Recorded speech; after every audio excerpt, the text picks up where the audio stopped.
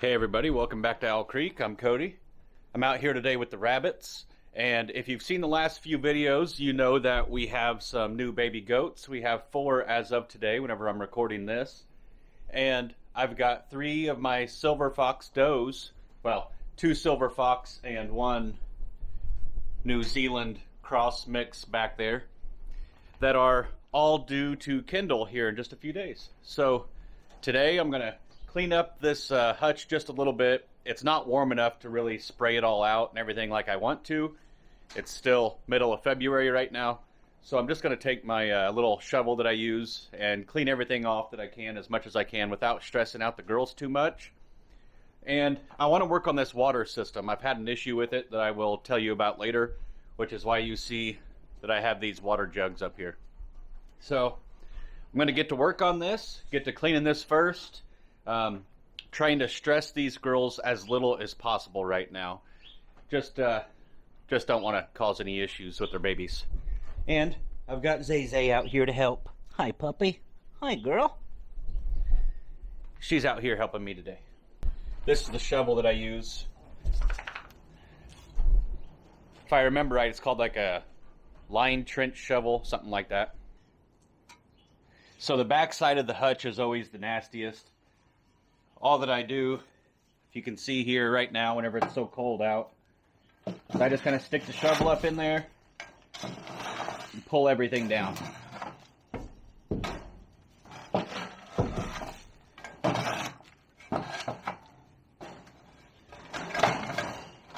All this hair that builds up, just kind of try to knock it off. You can see there's still some stuff froze up into here.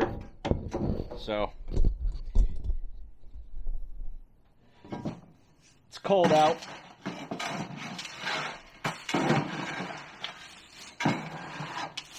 But I'm going to clean it off the best that I can for them. That way they don't have any issues.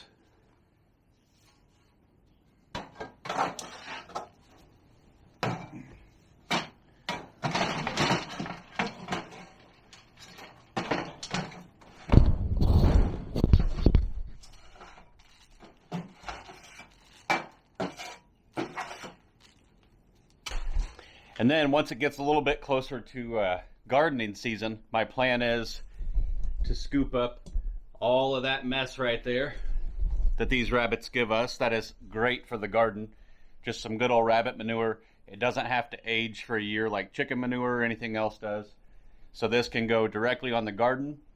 I did have, if you've seen my gardening videos from last year, we actually put down like a black felt stuff, really good quality stuff. But we just had a storm the other day that ripped like half of it up. So I'm going to go ahead and get this finished. But like I was saying, this will be cleaned up back here. I'm not going to let it sit because I don't want the smell and everything else up here by my barn. And it'll go in our garden and help us grow some veggies this year. That I just did right there, that's good enough that it'll keep them for a few weeks. Hopefully as March approaches, it'll start getting a little bit warmer for us. And be able to really clean this up the way that I want. I do plan to build a rabbit colony, and I want to move these girls out of these hutches. Let me show you what I'm going to do. This is directly behind my barn and my lean-to where the rabbits are. I actually just want to fence this off and put some chicken wire down on the ground just to keep them from digging down too far into this, because I do have my fiber optic internet and all that ran through here. And just give them a nice big colony. I don't know if I'm going to do the does or if I'm just going to do grow outs in here. But either way, this is about 60 foot long and 12-ish feet wide. I think that'll be a great size for some grow outs. I'll just have to have a way to catch them once they're in there. If you've been watching my rabbit content, I've had a whole lot of people interested in this rabbit water system, and I've ran this now for 2 years. All that it is, up here, I've got a 5-gallon bucket full of water, a hose that comes out, as you can see, runs down, and every cage has its own rabbit water nipple, like that.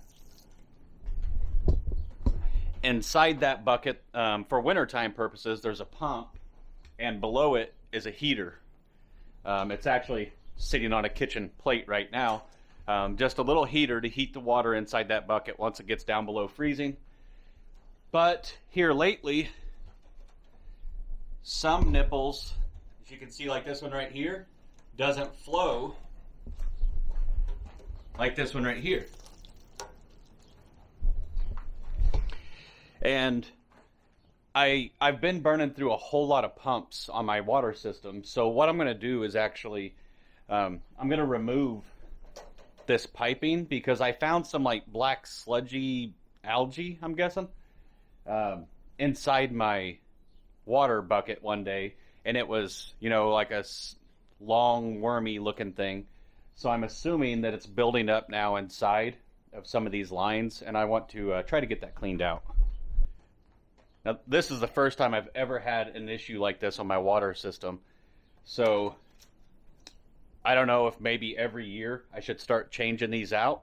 All this hose and everything, I mean, it's not expensive, so that wouldn't be a big deal. And actually next year I think I'm going to have everything plumbed before winter time with a bigger reservoir up there, and then PVC ran to all of these and a better pump, that way I'm not burning through pumps and everything. Okay, so I'm just going to snip that zip tie right there. I'm going to pull that off.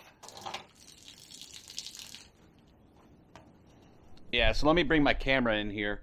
And I don't know, maybe, I hope this isn't unhealthy for the rabbits. I'm assuming it probably is. But you can see that it's hanging out of the water nipple right there. So that's probably what's been causing all my issues for my pumps burning up and everything like they have been.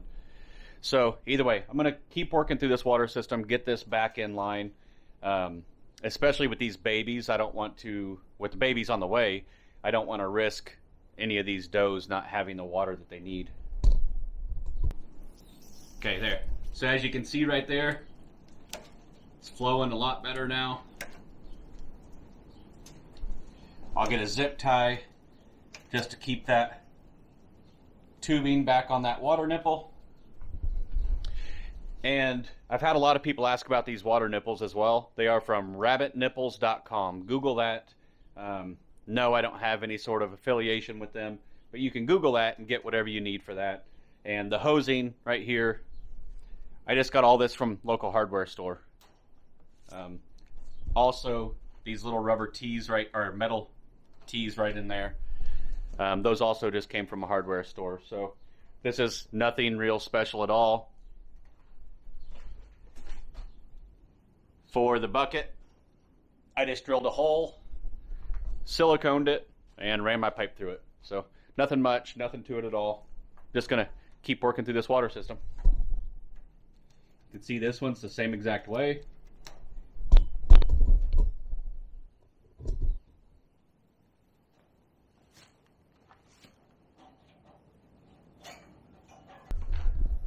All right, so now all that I got to do now is get the nest box, get them full of some hay, and slide them in for these girls. And then I won't finish this video out until after the girls have had their babies. I'm hoping out of the 3 girls, we have 21, so 7 apiece, healthy babies. Generally, they'll have, hear a chicken hawk out there if you can hear that. Generally, they will have, 7 to 9. The New Zealand down there, hopefully she has more, because New Zealand's, they're better for meat breeding. But they'll have 7 to 9, and they may lose 1 or 2. And it's not supposed to be real cold, so that's really good as well. But I'm going to get these nest boxes in, and then once they have babies, I'll show you what we have. Just stick some of my hay that I bought for the goats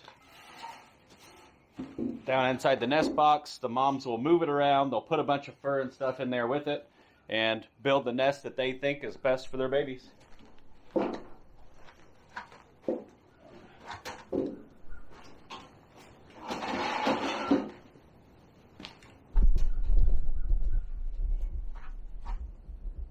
That's all that it is right there.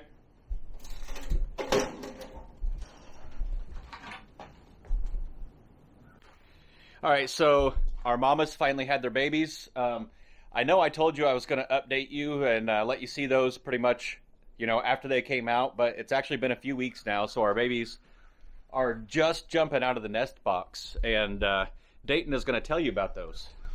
So this white mama, if you can see, she had 8, and the black mama over there, she had 6, which I can't really get over there since I'm not tall enough. So this mama, right here in the center that you see, she didn't have any babies. She did the time before this, but we lost all of those litters, actually, unfortunately, because it dropped down super cold. But this mama right here, that's the one that Dayton said had 6. And she's been a little temperamental. She actually bit me the other day. Haven't you, Mama? Okay, buddy, hold the camera real quick. So this is what we use as our next box, and as you can see, that one. Yeah, so we gotta be careful because they'll run away now. They will. Now, that white mama that you saw up there, she was bred to a black silver fox. And she kind of gave us a full array of colors here. We've got one pure black. This, I don't even know what you would call this color. It's like a chipmunk. Want to hold one? Yeah, it is like a chipmunk, you're right. I don't want to drop that on accident. It's okay, just hold on to it. You'll be all right. Ooh. Ooh, see? That one was close. Are y'all still in there? Yeah. Yep. What's wrong with that one back there? It's just at the bottom of the pile, but it's still doing good. Alright, now we'll put these back up and I'll get out the other mama's babies. Then here is a black silver fox bred to a black silver fox. So these ones, of course, are all completely black. And they're big. They're big for... Yeah, they are really big babies. They're a lot bigger than the other one. Yeah. So they're all doing good. They're all happy and healthy. I think so. All right, so like I said, they did jump out of the nest box. They were out this morning, but I came out here to clean up the hutch. I sprayed all the trays and everything off. That way there wouldn't be a bunch of poop or anything because it finally warmed up enough to use the hose again. So I did put them all back in the nest box for that, just that way they would keep dry. But you can see this nest box, the mama has pretty much emptied it out. She pulled all the hay and the hay and the hair up and out of there. Okay. Thanks for watching. I hope you guys like this. Don't forget to like and subscribe. Where'd your teeth go? I don't know. Smile. I don't know where they went.